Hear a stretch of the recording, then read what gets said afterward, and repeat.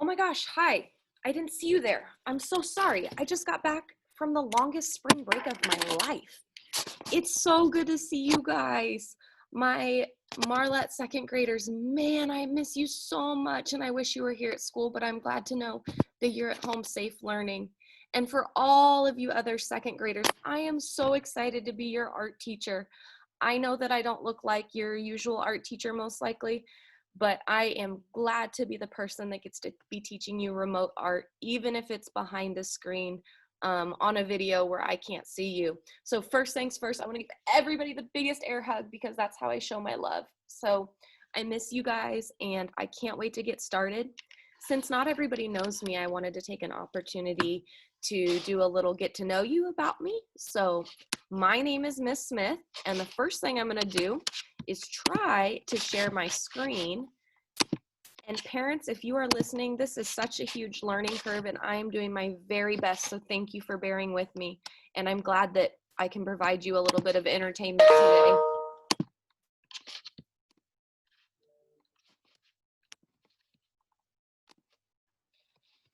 So my name is Miss Smith, and I am starting my 10th year teaching art at Marlette Elementary, and I could not be more excited. Regardless of the wild ride that it's going to be, I am so glad to be back in my environment. I have 2 degrees from Kansas State University. I have a bachelor's from 2011 in art education, and then I have a master's from 2019 in curriculum and instruction with an emphasis in art. And these 2 lovely humans standing next to me are my parents. So this is my dad and my mom. They both live in Kansas City, which is where I'm originally from. But since I've been in Manhattan so long, I consider myself a townie in Manhattan. This is an extended picture of my family. So this is my brother, Jeff, and his wonderful fiance, Angelina. They live in Lawrence. And then my folks who live in Kansas City. This is my brother, Tim, and not pictured is his recently new fiance, Sammy, and they live in Colorado. And then this is my boyfriend of 12 years, Jarrett, and we live here in town. Here's an extended picture of my fur family. So I love animals a whole bunch, and I have 3 dogs. This is Suko, Nova, and Kinsley. Not pictured is my cat, Lucy. They're not all quiet and relaxed at the same time, so it's hard to get a picture of all of them together. In my free time, I teach dance. I've been dancing since I was 2 years old, and this will be my 8th year teaching dance at Washington Dance Studio. And so I feel very fortunate to still get to explore that passion and share it with the youth of Manhattan. I teach everything from jazz to tap to lyrical, and then my favorite genre, hip hop. I really love plants and the environment and gardening and conservation. All of those things are really important to me. I serve on some district level teams, have started some green initiatives within our school and our district. And so that continues to be a really big passion of mine, both in school and at home.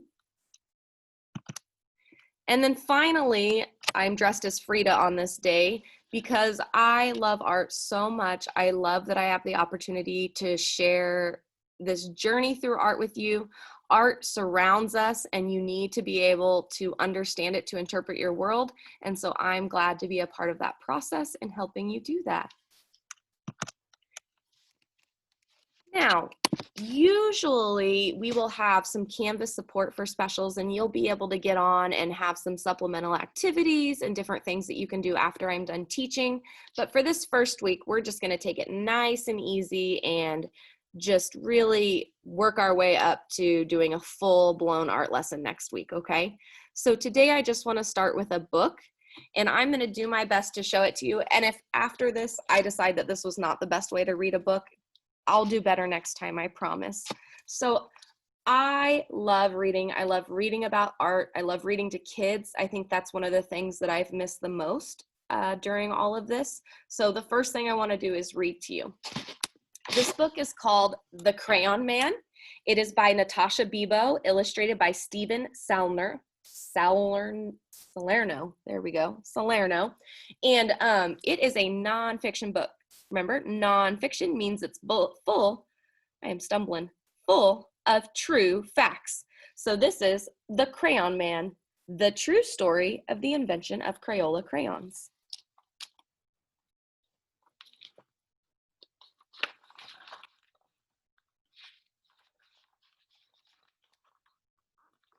Once there was a man who saw color everywhere. He noticed the yellow-orange petals of the black-eyed Susans in his garden. He marveled at the rich scarlet-red tones of the cardinal's feathers. He admired the deep blue-greens of the waves in the sea. Color made him really, really happy.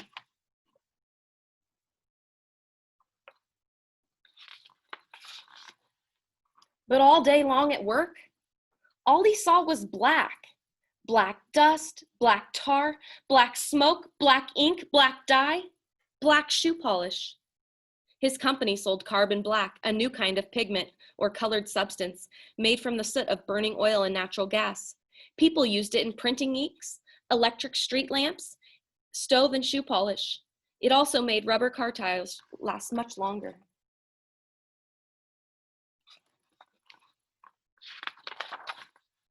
His name was Edwin Binney, and he was an inventor. He worked with his cousin, C. Harold Smith. Together, they were Binney and Smith. Harold was a great salesman. He loved to travel the world.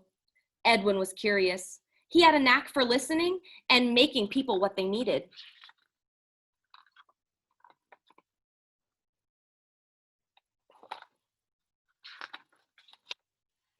Edwin invented a new kind of inexpensive slate pencil that wrote very smoothly.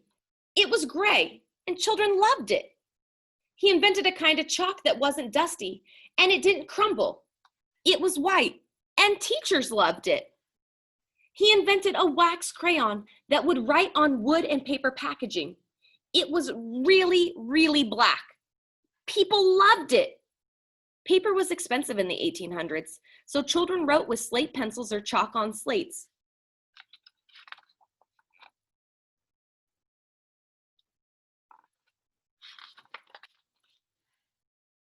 So when everyone, including Edwin's wife Alice, told him that children needed better, cheaper crayons, he listened. They said, "The crayons we have are big, dull, and clumsy. The lumps of colored clay only make fat, chunky lines.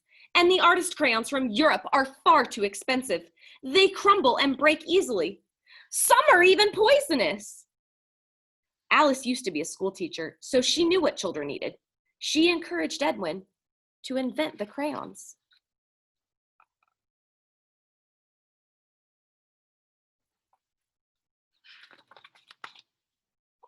Edwin thought about his company inventions. When you drew a picture with their gray slate pencil, it rubbed off at the drop of a hat. When you drew a picture with their white chalk, it smudged everywhere. If you drew a picture with Edwin's new really black crayon, it was, well, really black. None of these inventions was any good for drawing in color.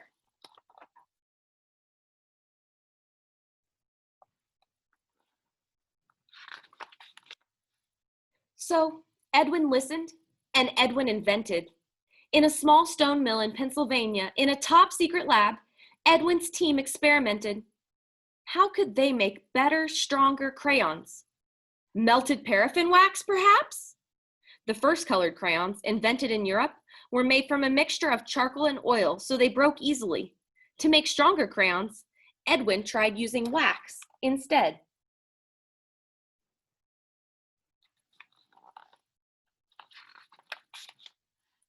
Now for the crayon colors. Grinding, grinding, grinding up rocks and minerals into fine powders. Mixing, mixing. Slate for gray, earth for yellow, red and brown perhaps? Oh yes, and lapis for blue. Pounding, sifting, and heating the colored powders. Would they be bright enough? Edwin's team kept on trying. They kept on experimenting. Ground up rocks and minerals made bright pigments for colors. Red iron oxide for red, yellow iron oxide for yellow. varied shades of red iron oxide for brown, carbon for black, zinc oxide for white, and imported ultramarine made for lapis lazuli for blue. They came home covered in color. Do you notice what kind of colors they have on them? The primary colors, red, yellow, and blue. They experimented some more and discovered a pinch of this pigment, a sploosh of that one, a little hotter, a little cooler, and voila, lots of different shades.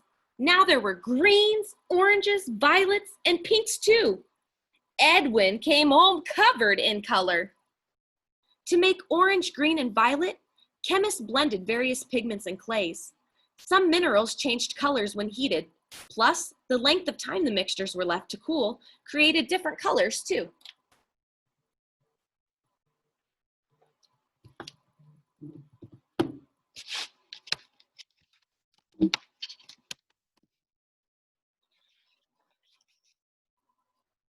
In a large tub at the mill, Edwin's team measured out the ingredients: melted wax, clay to thicken, something for texture, colored powders, each in just the right amount every time to make a top secret formula. Slowly, carefully, stirring by hand, they poured the special formula into thin, crayon-shaped molds, smaller than any other inventor's, just the right size for children's hands. The mixture cooled and hardened. Edwin watched and Edwin waited. Children might eat or chew the crayons and get sick, so Edwin's team experimented to find new, safe, non-toxic colors and materials. I sure hope none of you are eating your crayons at home.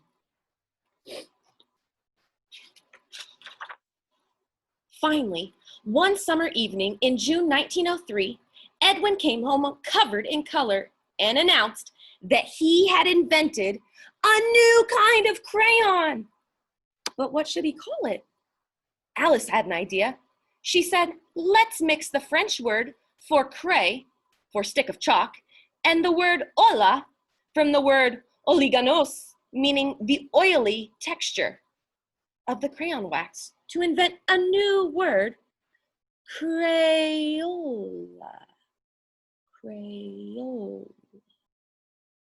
Crayola. Edwin listened.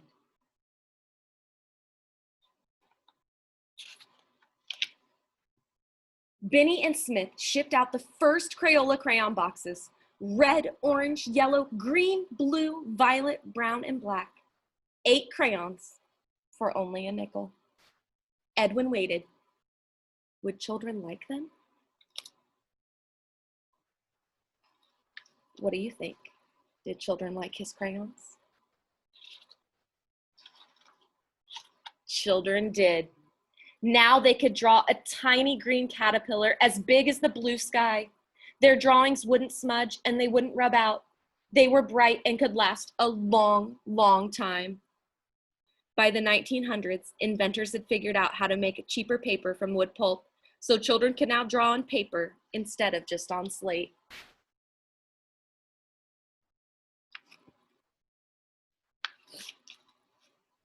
Excitement over the new colorful invention spread like wildfire.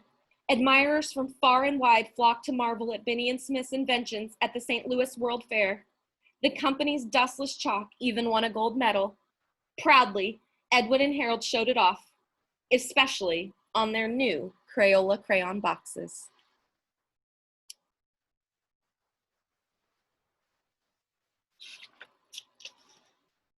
Every day, Edwin brought colorful bouquets from his garden to inspire the Crayola team. They made crayons in even more different shades, and later asked children to help name some of them: tropical rainforest, robin's egg blue, Granny Smith apple, macaroni and cheese. To celebrate their 19th anniversary, Crayola held a color naming competition. The 6-year-old winner coined tropical rainforest. Other color names created by children included robin's egg blue, tickle me pink, and macaroni and cheese. At last, because of Edwin Binney, the man who saw color everywhere, who had a knack for listening and for making what people needed, Children all around the world could reach for just the right shade. Sunglow, wisteria, jungle green, razzmatazz, robin's egg blue, wild watermelon, marvelous, purple mountain's majesty, cadet blue, timberwolf, screaming green, lavender, to draw anything.